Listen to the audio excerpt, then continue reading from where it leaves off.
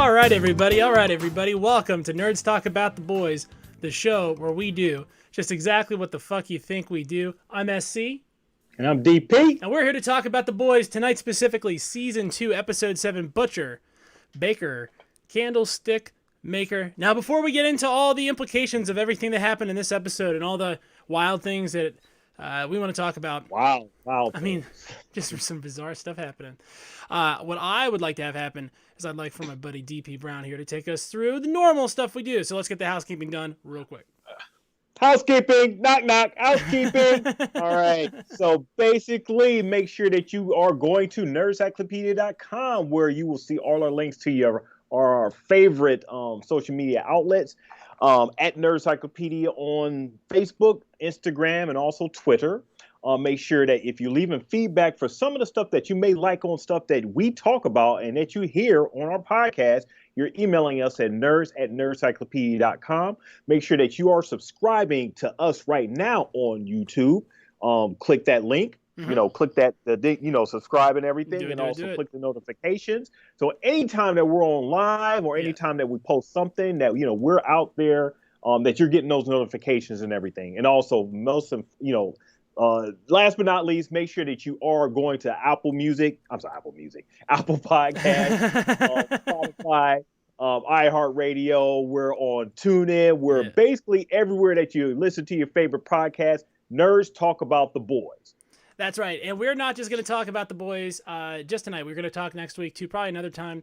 Having a great time so far. I hope you guys have been watching along. This is a really rewarding show. This is one of those shows that is it's basically paying us to stick with it, which I really like a lot. Oh, yeah. It's much smarter than I anticipated it when it started out. So that's a beautiful thing for what the show is. Oh, man. And it stayed true to its roots. Like it's grown as far as the depth and what the characters and the emotional arcs of the show are.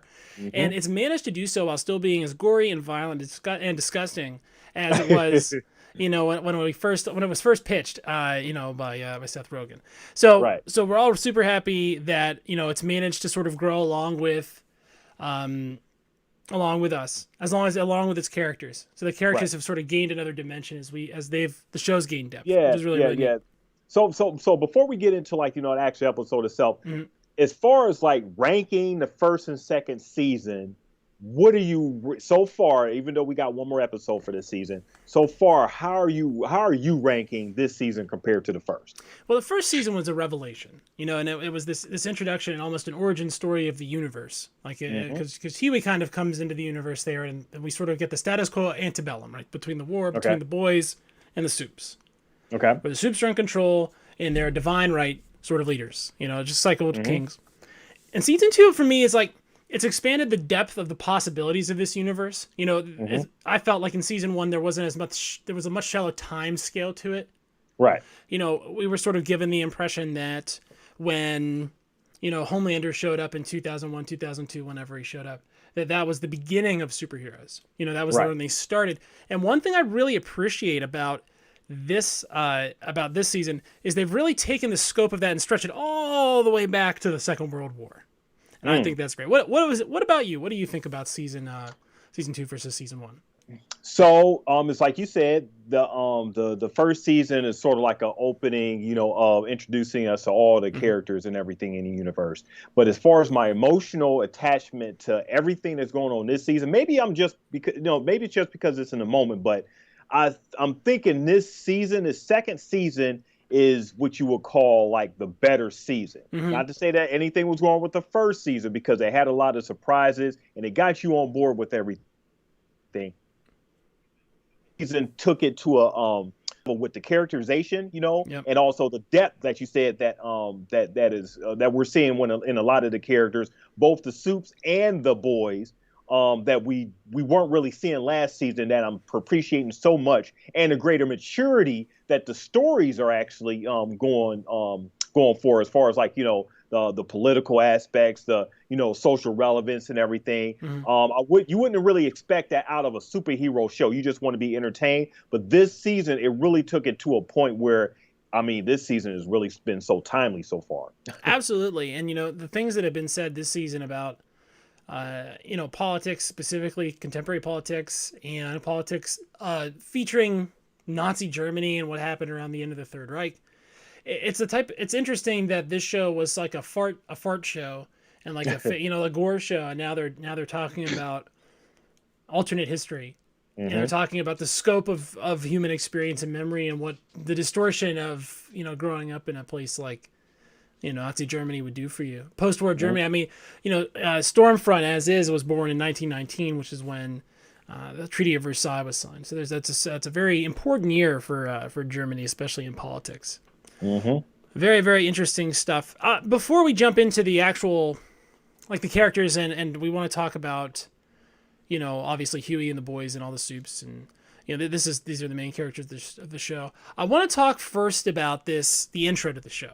Oh man. Okay. I want to talk about this. And I think I texted you when I watched the episode today that if all we talked about was this, I think we could fill the hour or fill however long we want to, since we don't have a real schedule, we're sort of a lot to unpack.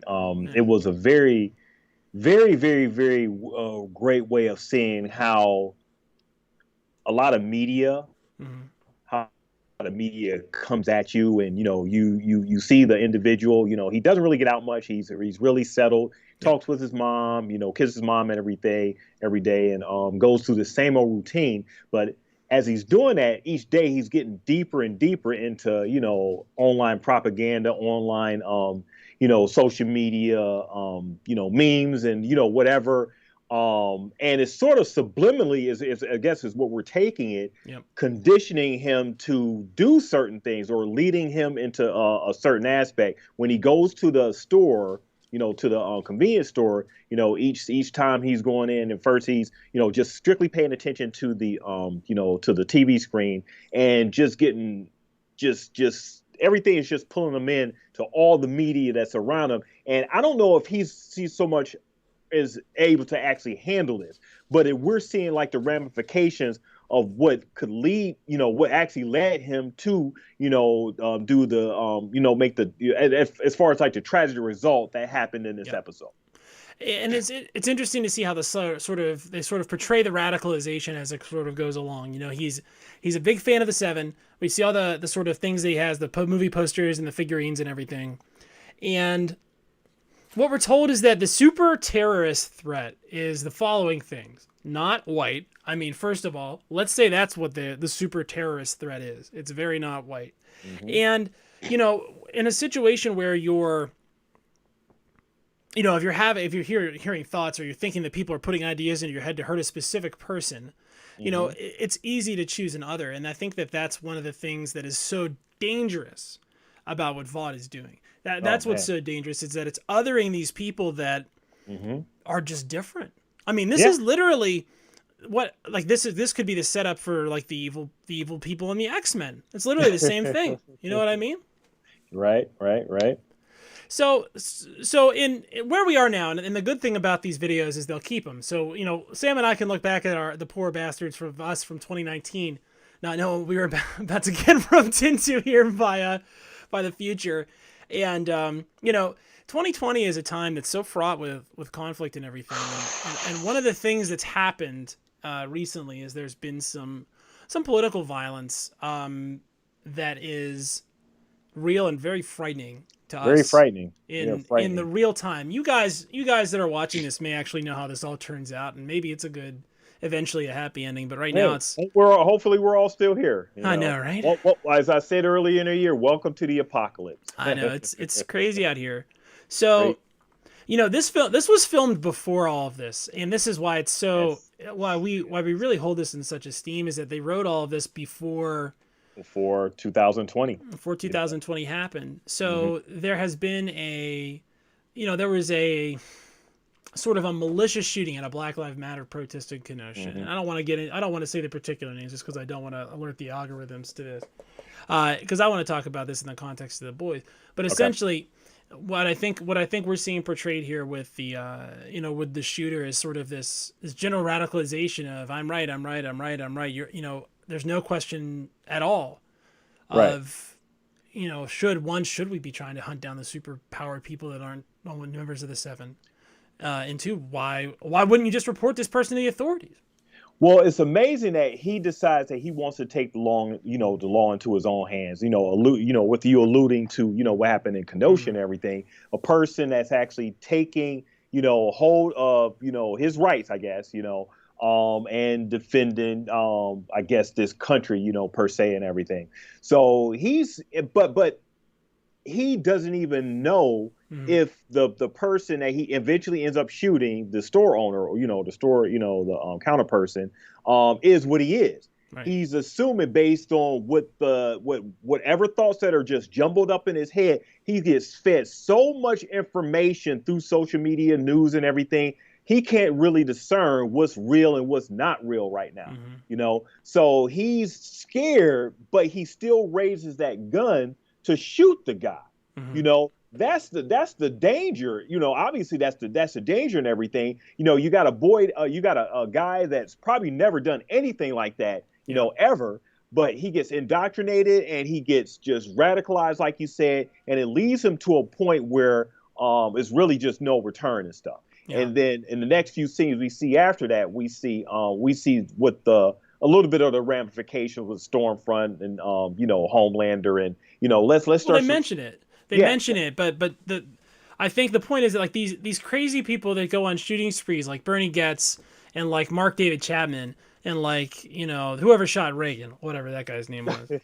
Those people show up at times when there's a lot of this tension in society, and they show up when you have a sort of drumbeat, might is right sort of situation it's happening over and louder and over. louder and louder and louder until a point where something is I mean, a spark that's about to happen. and let's not even dump on modern times or the people that are alive now. I mean, Gavrilo Princip, you know what I mean? John Wilkes Booth, Lee Harvey Oswald. I mean, the guy. There's been This has these all happened assassinations. before. It Right. happens as political violence happens in cycles, and that's why it's so important to get in front of it.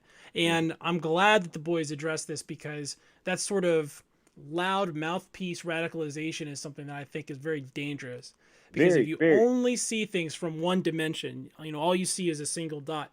You know what I mean? You just see a point, and if you go around to the side, you can see it's got a whole side to it. And if you go around the other side, you'll see it's got a whole depth to it. Well, think of It's about reductification, right? Reducing it to basic terms. It's dangerous. also think about this, Essie. We're in a point in time where in the past 10 years, we've got this gold bar, which is called the smartphone, Mm-hmm. into our hands. In the past 20, maybe the past 20 years, we've gotten the internet. Okay. Mm-hmm. The past 25 years, we've gotten the internet and everything.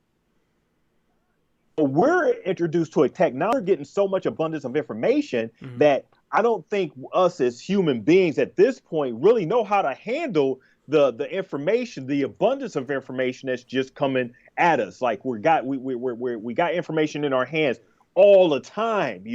We're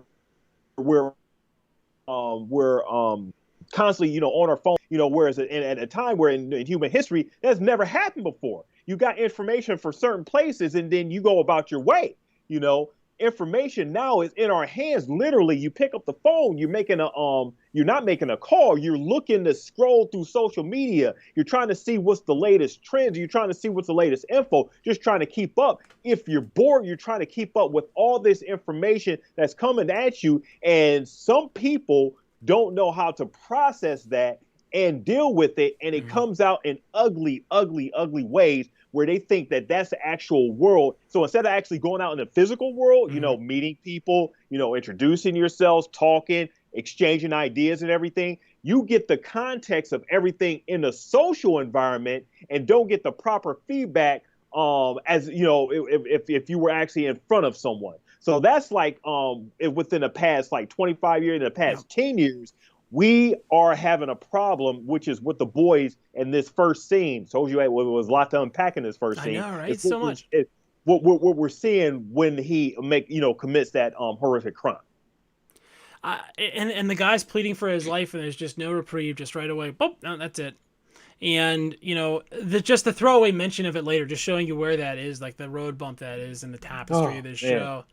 And how by the end you're thinking about how trite and inconsequential, honestly, that was when you really look at what's going on. and you know how destabilizing it must be to society to have a force that can essentially act with impunity. I'll tell you this, you know, and wanting to kind of stay talking about the show in sort of a particular order. You know, let's talk for a second here about this Army of Supermen pitch that is being made by Stormfront and Homelander, and it's essentially being open and upfront about what they actually want to do. They actually want to create an Army of Supermen and have Homelander lead the Army of Supermen. Yeah. Literally, that's what they want to do. They're not even a bunch of superior beings, okay? You know. But you know, there's all this stuff where you know, the show is we say it's timely and prophetic, right? But they've got little details wrong. Like, for instance, and I noticed this, like, I made a big note about this, is that Stormfront makes a point to send her sympathy to the family of the victim, which is not something that certain people that are currently active politically in our reality do frequently.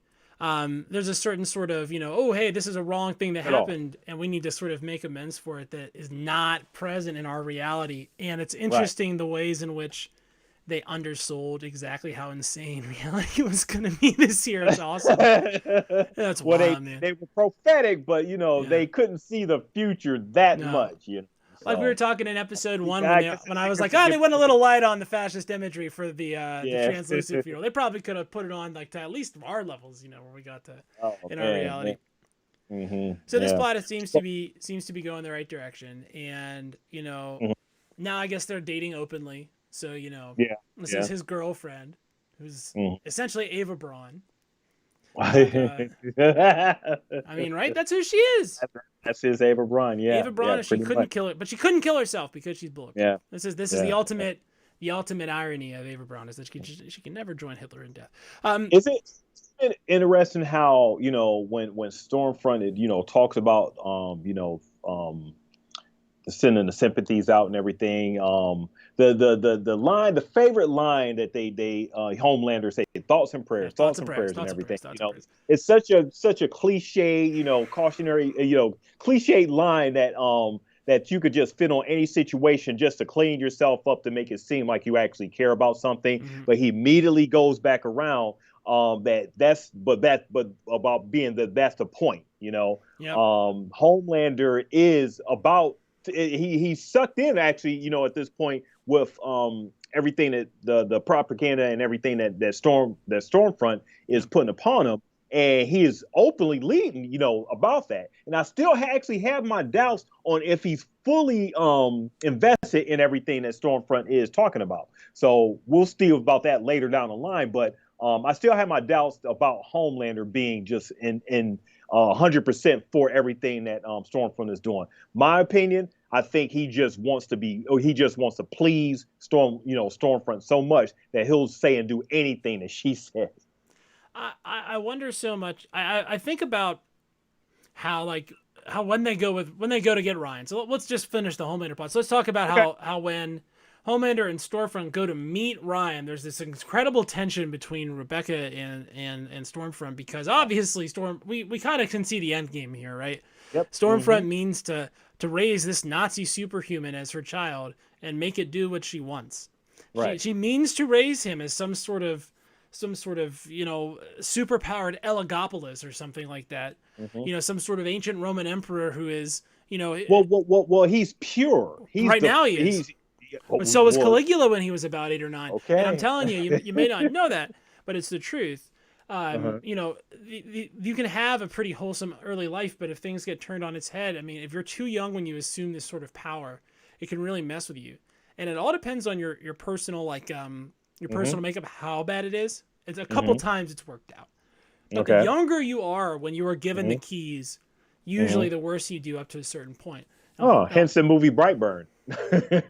Well, that's a little bit more of a illuminate all humans side thing. It's more of a Dragon Ball Z, a little less Superman. That was not a great movie, but it was very interesting how the twists and turns went in that one. It was a great spoiler to read. Anyway. Well, we talk a little bit. We've mentioned the Red Sun Superman series, where he lands in communist Russia and takes over the world. You know, it's sort of like a little bit of what Homelander is. you know, you're right. How much of what Homelander wants to do is actually related to this Nazi takeover of the world, and how much of it is just he just wants everyone to love him Yeah, without being that's made it. to, Yes, that's it. and be That's it. grateful to him for not So murdering you. sometimes I wonder if a certain leader of the free world and everything, has the same aspirations too. If everyone actually, loved him, maybe he wouldn't be so, much of a dickish. I don't know. Maybe if someone had But loved him in 1954. It's a bit late now for those sorts of things to be injected, especially okay, now after okay. the die. Mhm. The die has been cast. So, that's Aha. what I would say if someone asked me about that. The die has been cast. Yeah, Um, but Homelander, yeah, yeah. So either he wants to be loved, mhm, or he's fully like, yeah, it's time to lead the superior race mhm. right here. Now we have this. The other end. The end of this is they declare Starlight an enemy. They declare an enemy of Vought, and this is a little later in the chronology, beyond what happened to her. What do you think about the idea of Vought having sort of like its own superhero detention facility in its own tower? In Is his that own wild? tower, that is crazy. In his own. They never took Lamplighter out of the system either, which is just so funny. It's almost like, you know how, like, if you go to a college and you play football for them, you can always just walk into the locker room whenever you want. Like, uh, they have those varsity clubs and right, stuff. right, That's right. exactly what that is. Just, Yeah, yeah, yeah. where's my statue? It makes sense in the context, and he took the gamble, and is sure enough, his handprint was still So funny. All right, not so not thorough enough as far as security, I guess. so Annie gets captured because her mother is an idiot, essentially, Oh, and leads Vought right to her. I don't know if she forgot to mention to Vought, like, oh hey, by the way, Mom, I'm a fugitive from my employer, and the government probably. Annie's mother obviously leads her to get captured and made a lot of decisions for her during her life about what's good for her and what's best for her.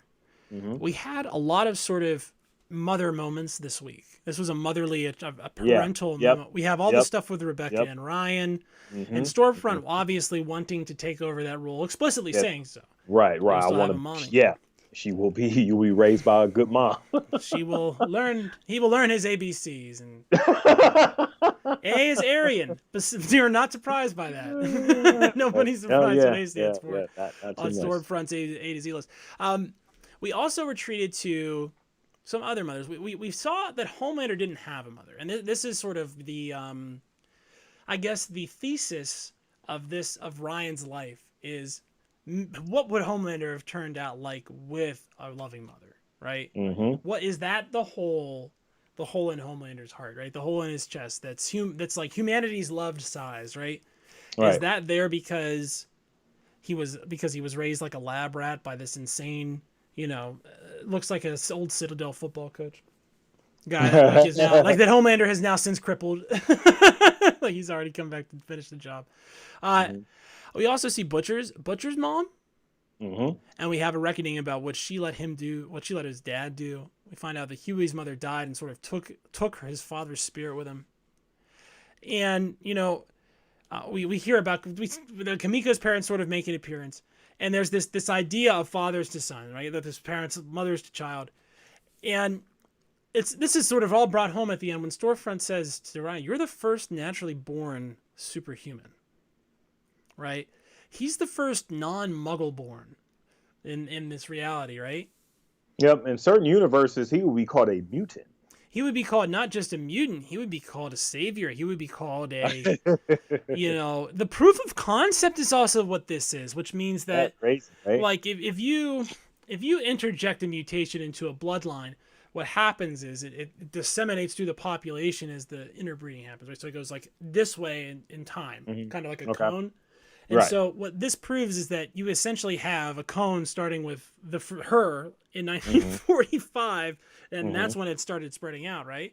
Hmm. Why would there only be one soup that was born conceptualized? Is it only Homelander that is like potent enough, that has enough of the V in him, it's bound enough to him that he can pass on his powers? Can everybody else pass on powers? Is the mechanism important? There's a lot Yes, of questions I yeah, got yeah. about that. It's a lot of questions, and the way they're building out this universe and everything, they could have a lot of side stories, a lot of information that you can actually just put offshoots of that you can't really fit in 8 episodes. Mm. That you made a very great point. Just because Stormfront believes that he is the first, human, superhuman offshoot and everything. Doesn't mean that that was the case, because I mean, as you see, we're finding out that she came from the past. She was a former. So we didn't get any indication of that last season, that there was anything before the 7th. Yeah, and it's all world built. It's all pure built world, and that's special when you can pull that off with a property where, like there's a plot to the product. Like if you Google the boys comic plot, it's there. Like it happened. It was published. You know what I mean? It's out and about. So like for them to have created a world that has like, this many like this much ambiguity in it this fast is so interesting, because you usually have to blow that balloon up to get to the unknown. You have to expand your horizons, expand your unknowns, and as the balloon gets bigger, you get to other places. Well, they've got the balloon pretty damn big. I'm gonna make a pretty bold statement here. Here we go. This may be the next Game of Thrones. Ooh, okay. You think the boys will be the #1 show from like the next 5, the first half of this 20? If they do it right, if they don't, not stick to landing. These guys are pros at writing. This isn't their first try. Yeah. By the way, and this is a side note. This is totally off topic. This is just pure encyclopedia. It's nothing to do with the boys.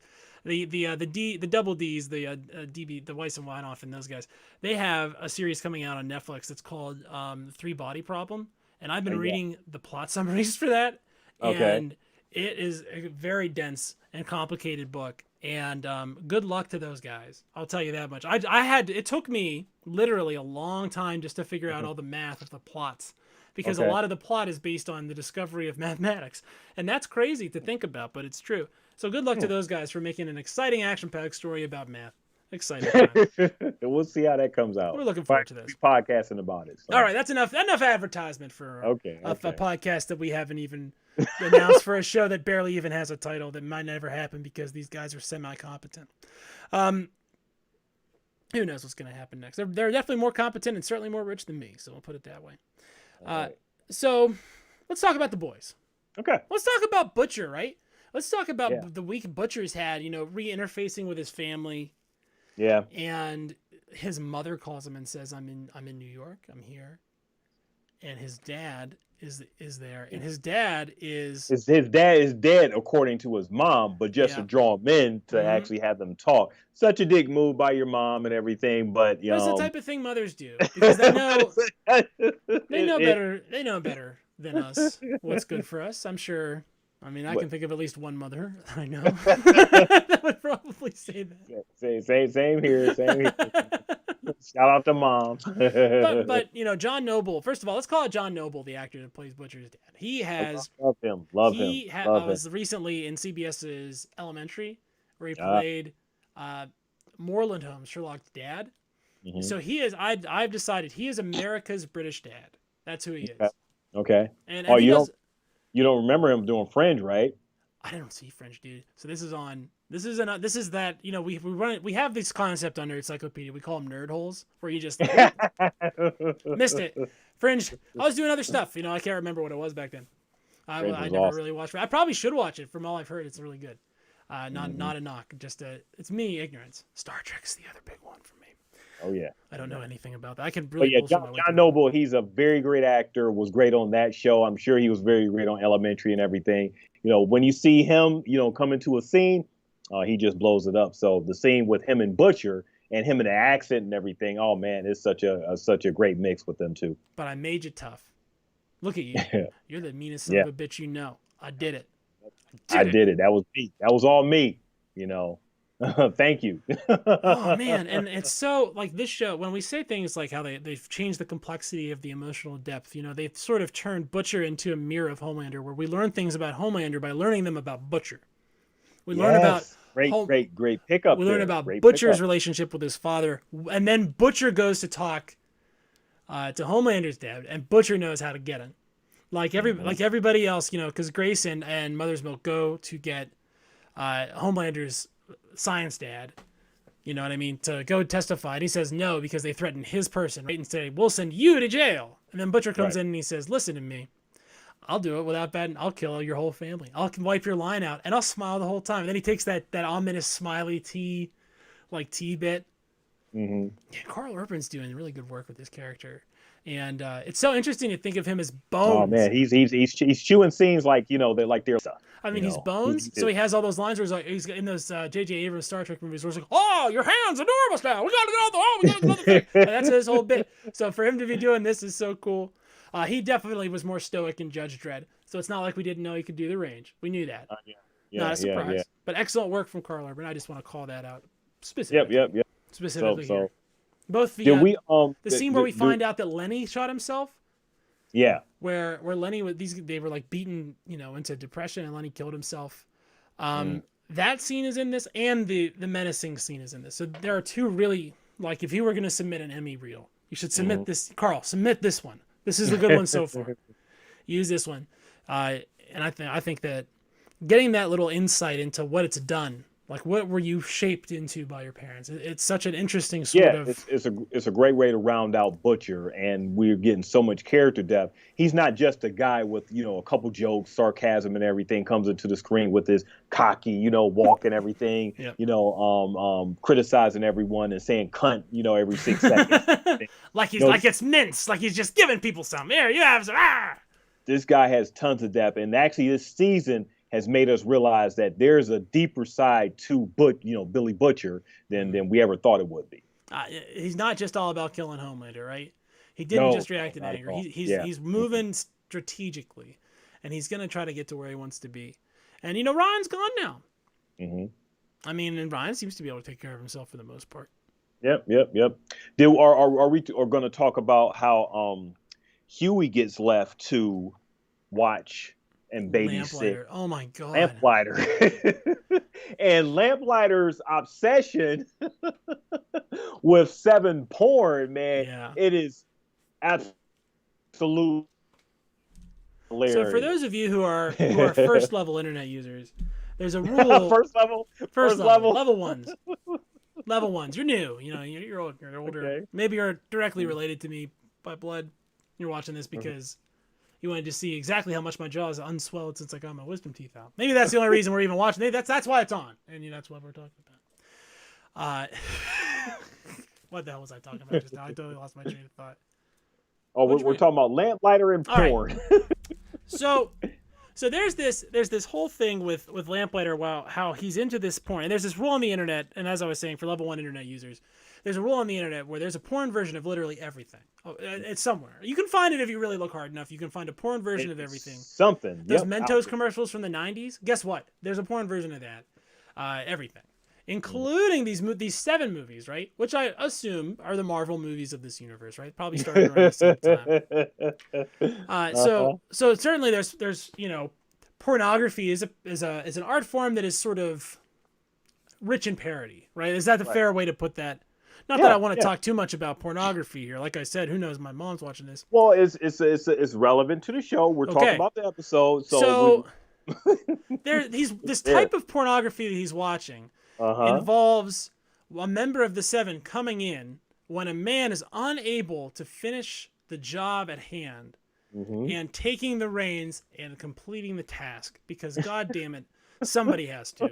And if you won't do it, somebody's going to come in there and handle it. Somebody from the 7, we got our superhero. Somebody with real powers. Yeah, exactly. Like so a fake they gotta Homelander. finish the scene. We get like different scenes. We get the deep scene, and I'm forgetting. I should have some of the titles here and everything. So #HateDP if you if I screw some of these up and everything. But we get a certain porn, a cuckold porn. That's sort of relevant and sort of propels Hughie and Lamplighter to go rescue Starlight and everything. But it's just the way that it's presented to us in sincere classic boys fashion that is just so hilarious and everything that just keeps the show in its tone and in its corner. Of course, Lamplighter is totally in the porn, and of course he slaps Hughie's hand for don't change the channel and everything. I'm watching this. Take away the remote. Take away the remote there. I'm just struck by how funny it is that they can't just have like a normal call to action, right?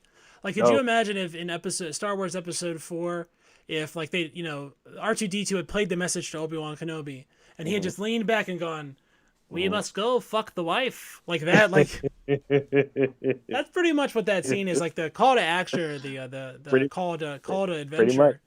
And it's Pretty like much. they undercut everything so many times that Uh-huh. it leaves intact the actual thread of the real story while still having the hilarious fact that we're watching, like, you know, translucent, like what the invisible penis or whatever. Like it's just this ridiculous stuff.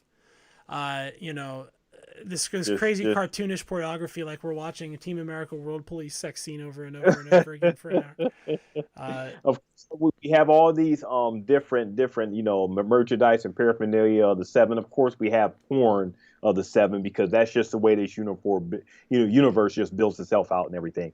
So, but you know, like I said, we then see Hughie motivate Lamplighter with a scene and a reference from the cuckold porn. Yes. You know, why don't you actually be the guy that actually fucks the weareth thou the horns of our cuckold? Shallest thou wear them? You be the one and not be the one that actually, you know, watches the superheroes. What the horned man? Sorry, that's acting. I got you. Right. Hughie basically just motivates him. You be part of the action instead of you actually be the one that's actually watching the action. You take part. So basically, that's what that was. So this is a rescue mission that's like, you know, it's doomed. It's doomed for failure. Yeah, doomed. As soon as this starts, I'm just like, wait for it to start out. As soon as this starts, I'm just like, Lamplighter's gonna die. He's gonna get this motherfucker killed because his only job is to stay there with him, and he's leaving. And if Lamplighter comes with him, he ain't coming back. Yeah. And so inevitably, this happens, but it's incredible. Apparently, Lamplighter's had to be keeping himself from being burnt all this time. Like, that's the first thing Lamplighter's had to do because he could have just allowed it to happen whenever he wanted. How weird is that you're that much of a glass cannon? Like, he doesn't, you know what I mean? He's pretty much insinuated that you could just kill him. He's just a regular guy. Right. And not only that, but he could get burned? Yeah. He can't even do the Dany Targaryen? Maybe it was on purpose. I mean, obviously it was a suicide, right? So let's not, we won't belittle it. But he says, like, oh, they moved my statue. Where's my statue? Right. And then, as soon as you hear that, something terrible's he's depressed, and you know, this is basically his last, hurrah and everything. It's kind of just sad because the actor's well known, Sean Ashmore. He played in like a few X-Men movies and everything. That we've only got like he's great. And we get attached to him in a way, but after a couple episodes, he's just gone. Yeah. You know, bam, burnt to death. Just like nothing.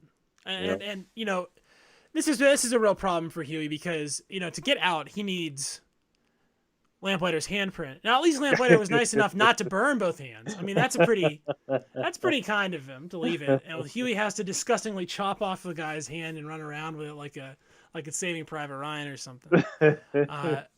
Super gross. Does effectively rescue Annie and her idiot mom, who led Black Noir. And is super surprised because he was the last person she expected to be in there rescuing him. But it shows his bravery. It shows his sense of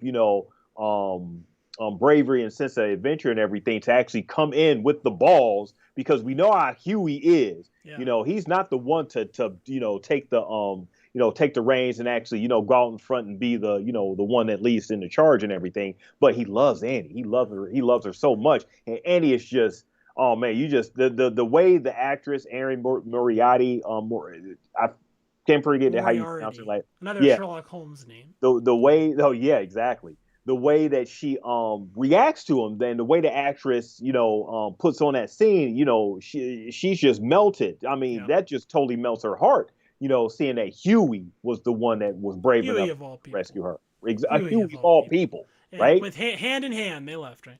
Hand in hand. So, what about Black Noir? What about the things we learned about Black Noir this week, right? First of all, he's a powerful guy, man. This guy is like, wow, what is the scope of his powers?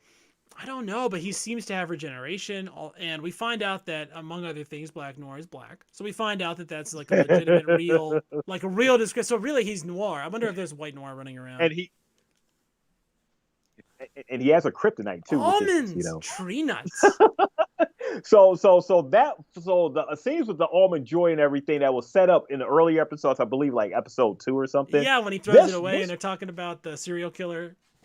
this was a great callback to that and such a great setup to okay, yes, almond joys, one of the nastiest, well, the most well known but I not hate it. very great I tasting hate it. candy. I'll do it right now. I hate the Almond Joy. The Almond Joy is a terrible candy bar. The Mounds isn't much better. But if you put an Almond Joy in my trick or treat bag, you are guaranteed a year of harassment. And I was never going to be, vocal about it. It was going to be anonymous and targeted, and that's how it was going to be. Almond Joys are the worst. They're just a terrible candy bar. Beyond any of the allergenic effects, and I know a lot of people that are not, copacetic with coconut. So let's not even get into how much worse that can be. All right, I'm sorry. So the bigger question is, how does Maeve know that this is the thing that will take him down? She must have seen it somewhere. I mean, how they slipped him like a Hershey's with almonds or something? I don't know, man. So it has to be like a whole foul with all these all these soups, strengths and weaknesses and everything that they know that Maeve must have ran across some, because otherwise, how would you know that this was the thing that would, be able to take him out? It's powerful, it's seemingly powerful as Black Noir is. He's a powerful guy. I mean, he just gets the job done. Bottom line, I mean, he's a guy that just gets what's done, what needs to be done, doesn't really care. Doesn't give a shit. I thought the Maeve stuff here in this episode that ends with Maeve saving Starlight and just sort of being like, I'm not going anywhere, fuck these people, right? Begins with the fallout from ELENA accidentally seeing Maeve's video of the airplane incident. Right. And we get this scene where ELENA says she's going to leave and Maeve flips this like 3-ton table across the room like it's like a piece of paper. And it's just so terrifying because it comes like literally out of nowhere. Yeah. And I want to say this is one of the first times we're ever seeing her display her power, in anger like that, right? I mean, she's like picked stuff up and like, jumped real far and stuff, but she's never just been like, casually just like freaked out. This whole scene where ELENA leaves and Maeve has a man in her bed and she's vaping and Ashley comes in and she's just like, just shut up. It's sad from a human perspective because this is something that, she's trying to share. She didn't even want to share this part of herself with ELENA, but as soon as ELENA sees like the whole picture, she's gone in an instant. Like the second she sees what's really going on, she's out of there. Well, it also brings up a point too. Not you mentioned Ashley and everything in this scene, the human aspect, because basically Maeve is, Ashley is concerned about her brand. This is not how she wants, Maeve to look and everything. She's all concerned about her job. But Maeve calls her out. Act like a human. Act like a real person. And Ashley, she doesn't necessarily break down, but she's just like, I'm sorry, her real side comes out to a point where she knows this is wrong. She knows that this is hurting Maeve, her sense of self and character. But Ashley dials it back a bit and actually apologizes for not being that real. I think that one thing about Annie is that it seems to me like she has the weakness for all of the rest of the 7. Like it's for her, like she seems to possess this information. Like with Homelander, Homelander has not killed her, right? She essentially was able to lie to Homelander, which I have to believe that was the whole purpose of that scene, was to show us that even then she could lie to Homelander to protect Hughie. That was just what she did, right? I'm not with him, and you can't kill me because you make you a big piece of shit, right? So she knows that she can fool Homelander. All right. She knows Blackwater is some weakness. She has all that stuff on the deep, right? Yep. So she's got his weakness down. A-Train, all the heroin and the murder. So she knows that weakness. Maeve, she can get Maeve to talk to her. Stormfront, Stormfront shoots electricity out of her fingers. And what does Annie channel for energy? I'm telling you, man, she's a capacitor. You can't. If you have a wire and it gets hit by electricity and it can conduct it, it will conduct it. This is what essentially what Ben Franklin discovered when he discovered the lightning was it made up of electrons, essentially, which was a fortuitous discovery because it led to less fires and the internet, which we have to be all right with, I guess. The internet, it's all the light bulb's fault. Look, just stay on level 1. Don't go up to level 2. Level 2 sucks. You want to stay on level 1, where everything's normal. Level 3 is terrifying. Don't do level 3. Yeah, don't do it. Don't do it. Don't do it. Just say no All to right. level 3, kids. Oh, we almost didn't get to Frenchy and KIMIKO. Okay. And how KIMIKO is starting to teach Frenchy. And Frenchy has this line, you die twice. Once when you breathe your last breath, and the second time when someone says your name the last time. I thought that was very deep, especially someone saying your name's last time. Unless you're in a history books where you're sort of immortalized and everything, or in the Bible. As soon as the last person that utters your name dies, then that's basically it for you. Achilles says stuff like this in Troy, if not the Iliad. Mm-hmm. He says, why? Well, I don't want to go fight. And Achilles says, well, then no one will ever remember your name. And he goes out and looks like Brad Pitt 15 years ago. Very good. Very good is the answer to that question if you're asking what he looked like. Oily and stuff. I mean, okay, come on, it's fine. Troy was a good movie. I don't know what else you got. You want to talk? You want to move to the Oh no, let's talk about the Church of Collective. We almost forgot the FRESCA Church. Can't forget the Church of FRESCA. Now, FRESCA is a refreshing drink. Let's be clear about this. It's a grapefruit flavored soda. It's delicious in small quantities, once every 10 years or so. On a hot day, you give me a Fresca, I'm going to say thanks.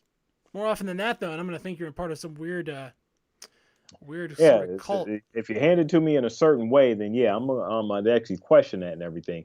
So explain to me why the collective guy, the leader and everything, turned on the arrow person, the arrow guy. Well, you see, it's quite simple, DP. In a situation where you build a church on collecting bad information about people, which they offer you willingly as part of a counseling session, if you use that information against them as a weapon, you can control their actions. And when somebody goes public and says, you have no power over me, guess what you don't have anymore? Power over them. And that makes them useless to you if you're trying to, I don't know, recruit other superheroes, especially when you don't need them anymore, right? They're not as important to what your plans are, so when they tell you this time, you tell them to kick rocks. Then you just drop all their dirty laundry out, right?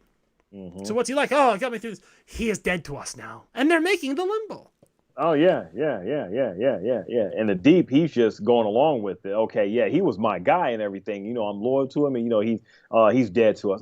You know what? I did not really like him too much anyway. We're going to be back with the 7 any second. And A-Train, he's taking all this in. So I'm kind of, but we're not spending enough time in this situation with him to really get his thoughts on what he really sees going on. But he's sticking with it. Yeah, or is he just like here because what else is he's gonna I can stay here and do this stuff. I can run away real fast if I need to. And then there's this the funniest thing of the night to me was Ryan playing that The Blind Side Lego animation that he made, and Homelander going like, oh, having to fake that he liked it was so funny to me. I thought that was so funny. The fact that it's so hilarious. That was my funny thing of the week there. Yeah. Okay, so I guess we're going through the episode and everything. We're seeing. I guess let's just fast forward, to the end there a bit. Okay. So we're going to the hearing now. Mm-hmm. So there's this hearing going on, and they call in Homelander's dad, his science dad, as you call him. Science dad rolls in on a wheelchair like Stephen Hawking. If Stephen Hawking was a fucking Nazi. Rolling right the fuck on into Congress. Go on, Nazi. Yeah, go and tell everyone all the Nazi shit you've been up to. Shout out to a very good, the actor. He played who was he in The Wire? He was the Major. And I can't remember his name. Yeah, he was the Major. Rawls? Was it Rawls? Major Rawls, yes. That Rawls. Chief Rawls, State Police Commissioner Colonel Rawls. Rawls McNulty used to get pissed at him all the time and everything. He used to get pissed at McNulty, But shout out to the Wire and everything. And also shout out to all the House committees doing good work. Hopefully, by the time you're watching this, you're not in a year where the work of a House committee matters. I'm really hopeful that we get back to that reality real soon. Yeah. Yeah, yeah, Because we're seeing exactly. a lot of, I mean, I've been watching a lot of congressional hearings on TV because we're in a period of history where that matters. It mattered for a little while in the mid 70s. It matters for a little while now. It mattered for a little while after 9/11 when there was questions to be asked. It matters now. So we get this congressional hearing show. This congressional hearing happens on this show. And how does that go for everybody, Sam? A How would you congressional say? hearing happens on a superhero, a superhero show, and it's not just some fluff Marvel type stuff. This is some Or actual like a DC stuff. congressional hearing. DC.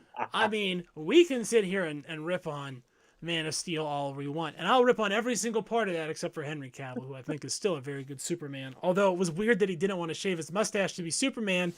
Superman is one of like the three best characters that you should. I mean, Superman basically, unless you're playing like Jesus Christ, you should be shaven for Superman, right? Like that's Right, that's the role you should not be shaven for. right. We talk about this. We can talk about Zack Snyder's peach tea scene for Man of Steel versus this, and here we have the unsettling scanners sort of situation where people's heads are popping like zits left and right, including the chairman of the committee. Yeah, Which yeah. I have to imagine that there's one person that if they could pop Jerry Nadler, that they'd do it. Only one though, only one, and he's maybe not capable of doing that anymore. I But thought it's that this also was terrifying. a great, yeah, it's very terrifying. Just heads popping left to right and everything. But what did we see early in the season? The same thing happened to what is is the head of the CIA, FBI, or Deputy Director of CIA. yeah, Deputy Director of the CIA. We saw her head pop in the very first episode. So are we to believe this is Cindy? My personal theory, is that this is what Stan Edgar does. Okay. Is that what he can decide that you shouldn't exist anymore and you don't. Like he can sort of arc reality to what he wants, like Mr. Fantastic's son. You know what I'm talking about? Franklin. Yeah.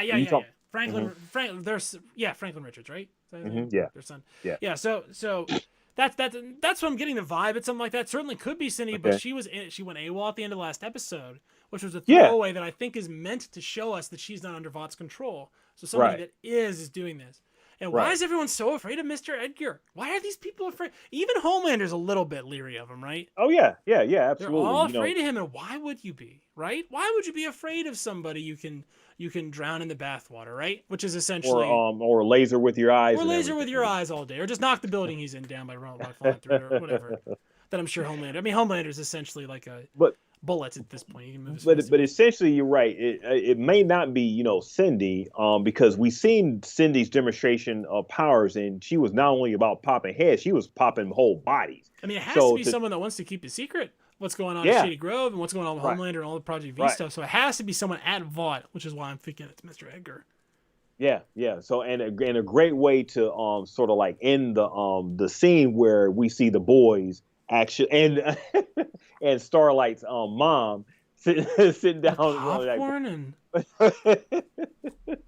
and you know what, today here's the weird thing, right? So this is October 2nd, 2020, and if you want to know what we're talking about, just go ahead and Google that date in the news and you'll kind of get an idea of what we mean.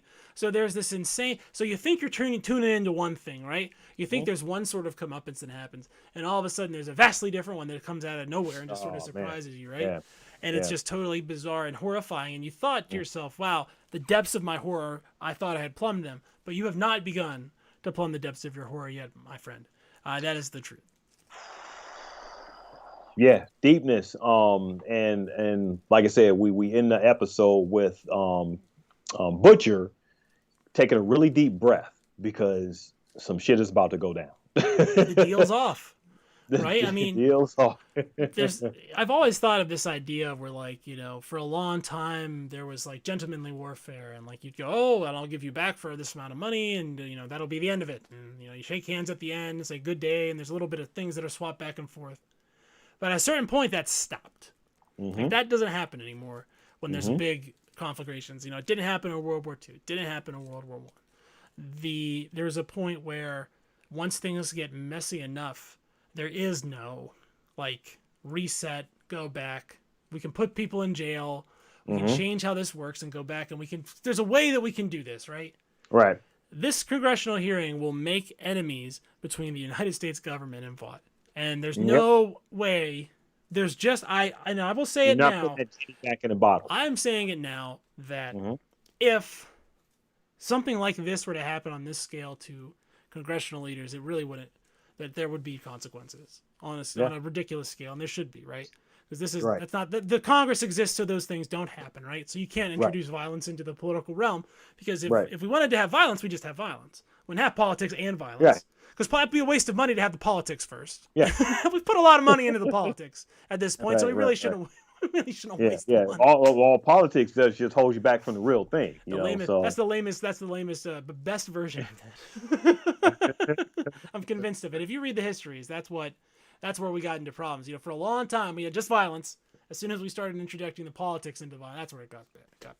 Okay. Yeah. That's my thought. Anyway, that's Scott's thought on ancient Rome. Stay tuned to never hear about that again. Message plug. Right. Shameless. I know, right? So I think that's a good place to leave it, right? We have Ryan in the hands of Homelander and Stormfront. We have the Congress basically defenestrated, literally defenestrated, right?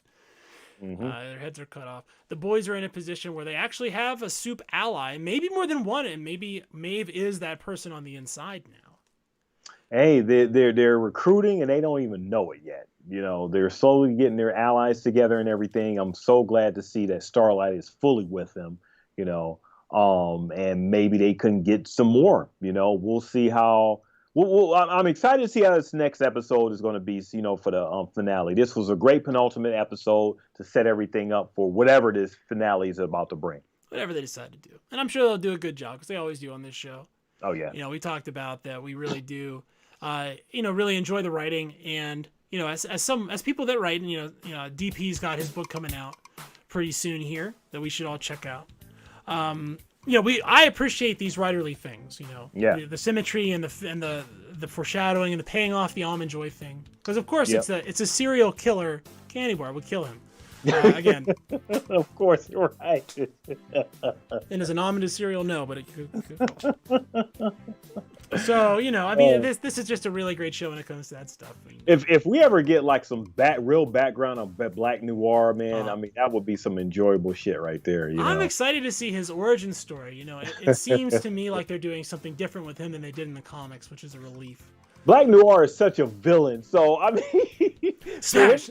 So for him to be in the 7, as a superhero or being fronted as like a superhero, it's just really crazy. Really, all these characters and stuff. Their moral ambiguity is just hilarious. I really enjoyed how I enjoyed how Homelander sort of was naming the movies he was in there to his son, and there was like a whole bunch of them, and he kept going and kind of going and kind of going and kind of going. I thought that was really cool.